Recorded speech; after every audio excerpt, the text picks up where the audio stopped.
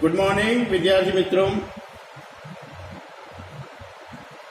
Diwali vacation પછી ફરી આપણે એક વખત ઓનલાઈન શિક્ષણ મેળવીશું.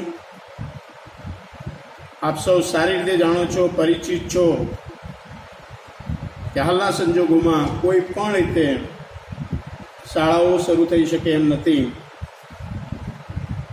એટલે ઓનલાઈન શિક્ષણ એ જ એક માત્ર આપણો વિકલ્પ છે. વિદ્યાર્થી મિત્રો, વેકેશન પહેલાં આપણે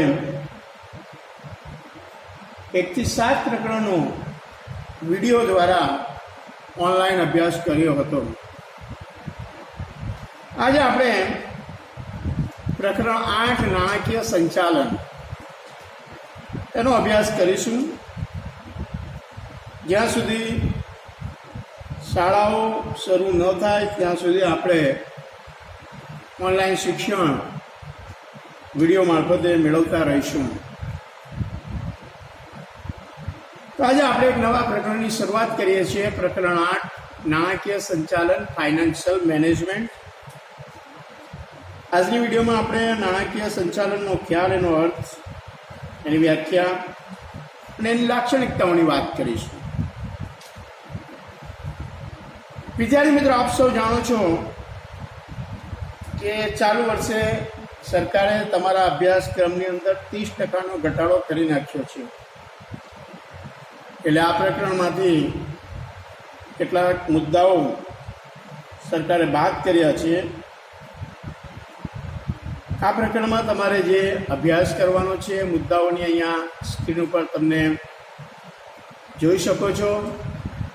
બીજું, બોર્ડની પરીક્ષાની દ્રષ્ટિએ આ પ્રકરણનો જે ગુણભાર છે એ કુલ 8 માર્ક્સનો છે. વિભાગ એમાં 2 MCQ પૂછાય છે 2 માર્ક્સના. વિભાગ બીમાં એક ટૂંકો પ્રશ્ન પૂછાય છે 1 માર્ક્સનો. વિભાગ સીમાં એક પ્રશ્ન પૂછાય છે 2 માર્ક્સનો અને વિભાગ ડીમાં એક પ્રશ્ન 3 માર્ક્સનો પૂછાય છે. આ બોર્ડનું જે પરિરૂપ છે, પ્રશ્નપત્ર છે, એમાં પ્રકરણ 8નો કુલ 8 ગુણનો ગુણભાર છે. આ પ્રકરણમાં આપણે જુદા જુદા 6 મુદ્દાઓનો અભ્યાસ કરવાના છીએ. એમાં નાણાકીય સંચાલનનો ખ્યાલ અને વ્યાખ્યા, નાણાકીય સંચાલનના લક્ષણો અને હેતુ, મૂડીમાળખું, એમાં મૂડીમાળખાનો ખ્યાલ, એની વ્યાખ્યા અને લાક્ષણિકતાઓ, મૂડીમાળખાના પ્રકારો અને અસર કરતા પરિબળો, કાર્યશીલ મૂડી, એનો અર્થ, વ્યાખ્યા, ખ્યાલ અને લાક્ષણિકતાઓ, અને કાર્યશીલ મૂડીને અસર કરતા પરિબળો. આમ જુદા જુદા 6 મુદ્દાઓનો અભ્યાસ આપણે આ પ્રકરણની અંદર કરવાના છીએ. આ પ્રકરણમાંથી કાયમી મૂડી નામનો જે એક મુદ્દો છે, એ મુદ્દો આ વર્ષ પૂરતો સરકાર દ્વારા બાદ કરવામાં આવેલ છે. સૌથી પહેલાં આપણે નાણાકીય સંચાલનની પ્રસ્તાવનાની વાત કરીશું, અને ઇન્ટ્રોડક્શનની વાત કરીશું. સરળ અર્થમાં નાણાંનું સંચાલન કરવું એટલે નાણાકીય સંચાલન. ખૂબ જ સરળ અને સ્પષ્ટ શબ્દોમાં જો એમ કહેવું હોય કે નાણાકીય સંચાલન એટલે નાણાંનું સંચાલન કરવું. વિદ્યાર્થી મિત્રો, આપ સૌ જાણો છો કે નાણું એ કોઈ પણ ધંધા માટે રક્ત સમાન છે, લોહી સમાન છે. આપણા શરીરની અંદર જુદા જુદા તંત્રો કામ કરે છે. એમાં એક તંત્ર છે રુધિરાભિસરણ તંત્ર. રુધિરનું અભિસરણ, લોહીનું જુદા જુદા શરીરના જે અવયવો છે એમાં રુધિર ફરતું રહે છે, લોહી ફરતું રહે છે. એ રુધિરાભિસરણ તંત્રનું કાર્ય છે. તો શરીરની અંદર, આપણા માનવ શરીરની અંદર રુધિરાભિસરણ જેટલું અગત્યનું છે, મહત્વનું છે, એટલું જ મહત્વ ધંધાકીય એકમ માટે નાણાંનું છે. એટલે અહીંયા બતાવ્યું છે કે રુધિરાભિસરણ વગર માનવ જીવનનું અસ્તિત્વ શક્ય નથી. તેવી જ રીતે નાણાં વગર ધંધાકીય એકમનું અસ્તિત્વ શક્ય નથી. કોઈ પણ ધંધાકીય એકમ હોય એ ધંધાકીય એકમ નાણાં વિના ચાલી શકે નહીં. ધંધાકીય એકમની જે પ્રવૃત્તિઓ હોય એ પ્રવૃત્તિઓને ચાલુ રાખવા માટે, એના વ્યવહારો નિયમિત રાખવા માટે નાણું એ ખૂબ અગત્યની બાબત છે. પર્યાપ્ત નાણાં એટલે કે પૂરતા નાણાં વગર ધંધો શરૂ કરી શકાતો નથી. અને એટલે જ દરેક ધંધા માટે નાણું એ પાયાની ઈંટ સમાન છે. ધંધાના વ્યવહારોને નિયમિત રીતે ચાલુ રાખવા માટે નાણું ખૂબ અગત્યનું છે, ખૂબ જરૂરી છે. વાસ્તવમાં નાણું એક એવી ધરી છે કે જેની આસપાસ બધી જ આર્થિક પ્રવૃત્તિઓ ફર્યા કરે છે. એટલે કોઈ પણ ધંધાકીય એકમ હોય એ ધંધાકીય એકમની આર્થિક પ્રવૃત્તિઓ નાણાં વગર શક્ય નથી. એટલે નાણું એક એવી ધરી છે કે જેની આસપાસ બધી આર્થિક પ્રવૃત્તિઓ ફર્યા કરતી હોય છે. એટલે નાણાકીય સંચાલન એવી સંચાલકીય પ્રવૃત્તિ છે કે જે નાણાકીય સાધનોના આયોજન અને અંકુશ સાથે સંબંધ ધરાવે છે. નાણાકીય સંચાલન નાણાકીય સાધનોનો એવી રીતે ઉપયોગ કરે છે કે જેથી સંતોષકારક વળતર કમાવા સાથે સાથે નાણાંનો ઇષ્ટતમ એટલે કે મહત્તમમાં મહત્તમ ઉપયોગ પણ કરી શકાય. સમયના પસાર થવાની સાથે સાથે નાણાકીય સંચાલનનું જે કાર્યક્ષેત્ર છે એ કાર્યક્ષેત્ર પણ વિકાસ પામ્યું છે. વિદ્યાર્થી મિત્રો, આ વાત થઈ નાણાકીય સંચાલનની પૂર્વ ભૂમિકાની, એના ઇન્ટ્રોડક્શનની, એની પ્રસ્તાવનાની. હવે આપણે વાત કરીશું નાણાકીય સંચાલનનો ખ્યાલ અને વ્યાખ્યા, concept and definition of financial management. વ્યવહારમાં નાણાં કાર્યોનું સંચાલન કરવું એટલે નાણાકીય સંચાલન.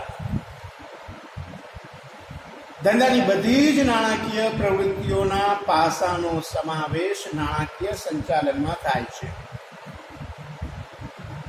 નાણાકીય સંચાલન એ નાણાકીય બાબતોને લગતા નિર્ણયો લે છે અને તેનો અમલ કરે છે. આ થયો નાણાકીય સંચાલનનો ખ્યાલ. હવે આપણે જોઈશું જુદા જુદા સંચાલન શાસ્ત્રીઓએ તેમના ઓપિનિયન મુજબ, તેમના મત મુજબ નાણાકીય સંચાલનની જે વ્યાખ્યાઓ આપી છે એ વ્યાખ્યાઓ તમે સ્ક્રીન ઉપર જોઈ શકો છો. પહેલી એક વ્યાખ્યા આપી છે F.W. પાઇસ. F.W. પાઇસ નામના જે સંચાલન શાસ્ત્રી છે એ સંચાલન શાસ્ત્રી નાણાકીય સંચાલનનો વ્યાખ્યા આપતા જણાવે છે કે નાણાંના ઉપયોગ પર આધારિત આધુનિક અર્થતંત્રમાં નાણાકીય સંચાલન એટલે જ્યારે નાણાંની જરૂર પડે ત્યારે આ નાણાં મળી રહે તે પ્રમાણેની વ્યવસ્થા કરવી. F.W. પાઇસ સમજાવે છે કે નાણાકીય સંચાલન એટલે ધંધાકીય એકમમાં જ્યારે પણ નાણાંની જરૂર પડે ત્યારે નાણાં મળી રહે તે પ્રમાણેની વ્યવસ્થા કરે. કારણ કે આજનું જે આધુનિક અર્થતંત્ર છે એ આધુનિક અર્થતંત્ર એ નાણાંના ઉપયોગ પર આધારિત છે. એટલે ધંધાકીય એકમમાં જ્યારે નાણાંની જરૂર પડે ત્યારે નાણાં મળી રહે એ પ્રમાણેની વ્યવસ્થા કરવી એને નાણાકીય સંચાલન કહે છે. આ F.W. પાઇસની વ્યાખ્યા છે. બીજી વ્યાખ્યા રેમન્ડ જે ચેમ્બર્સ આપે છે એ નાણાકીય સંચાલનની વ્યાખ્યા આપતા સમજાવે છે કે નાણાકીય સંચાલન એટલે નાણાકીય બાબતો અંગે નિર્ણયો લેવા, તેનો અમલ સરળ બનાવવા જરૂરી પગલાં લેવા અને તેની આલોચના કરવી. એટલે રેમન્ડ જે ચેમ્બર્સ કહે છે કે નાણાકીય બાબતો અંગેના જે નિર્ણયો લેવા હોય એ નિર્ણયો લેવા, એ નિર્ણયોનો અમલ થાય, સરળ રીતે થાય. એટલે અમલને સરળ બનાવવા માટે જે કંઈ પગલાં લેવા હોય એ પગલાં લેવા અને એની આલોચના કરવી એને નાણાકીય સંચાલન કહે છે.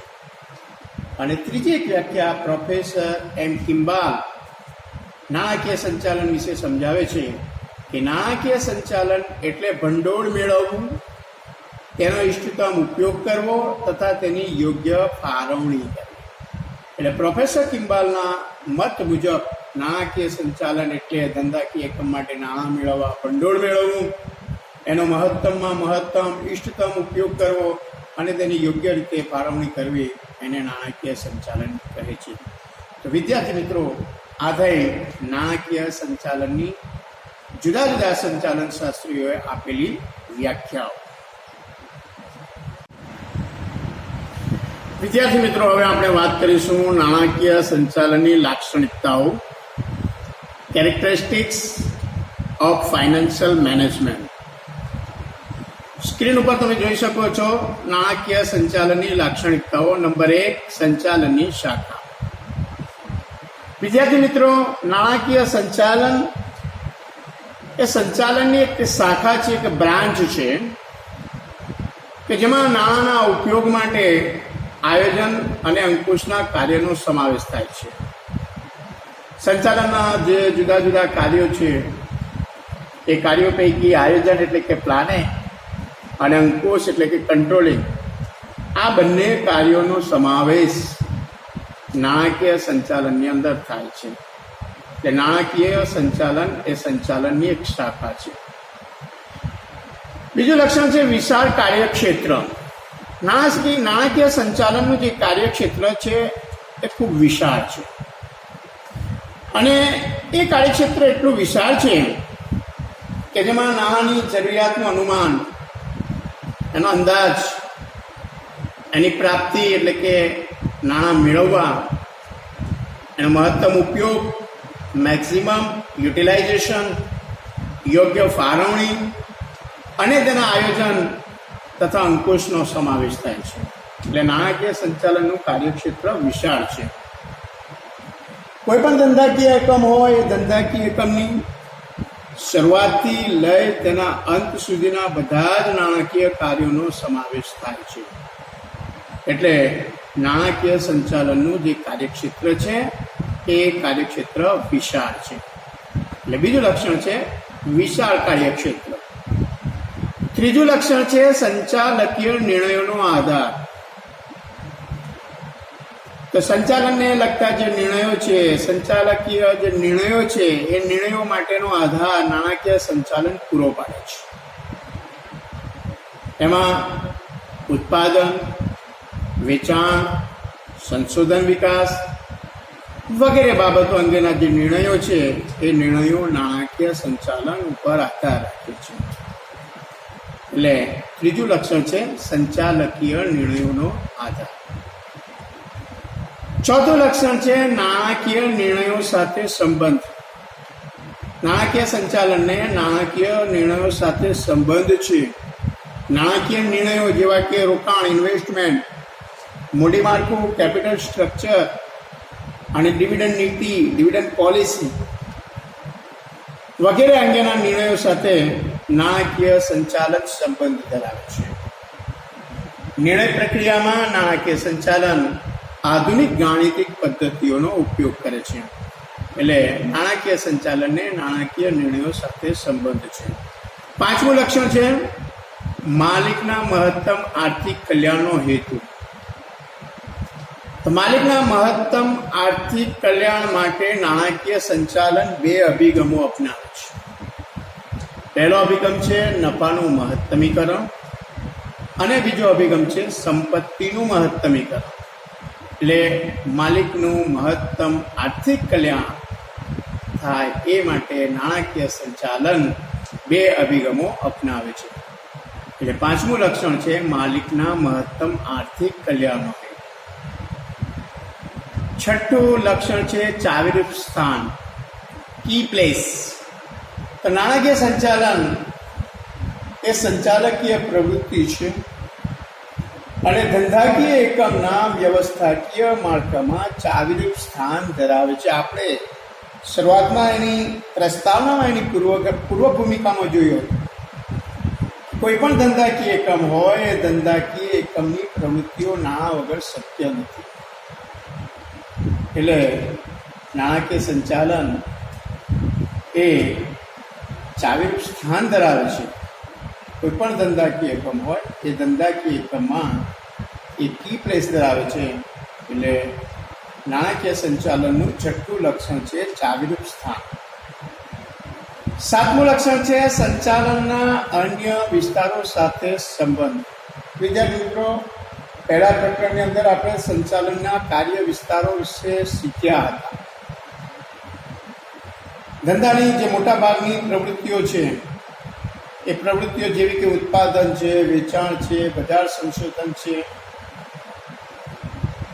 એ બધી પ્રવૃત્તિઓ નાણાં સાથે સંકળાયેલી છે. એટલે નાણાકીય સંચાલનમાં પૂરતા પ્રમાણમાં ભંડોળ હશે તો ઉત્પાદન નીતિ, વેચાણ નીતિ વગેરેના ઘડતરમાં વધારે પરિવર્તન રહેશે.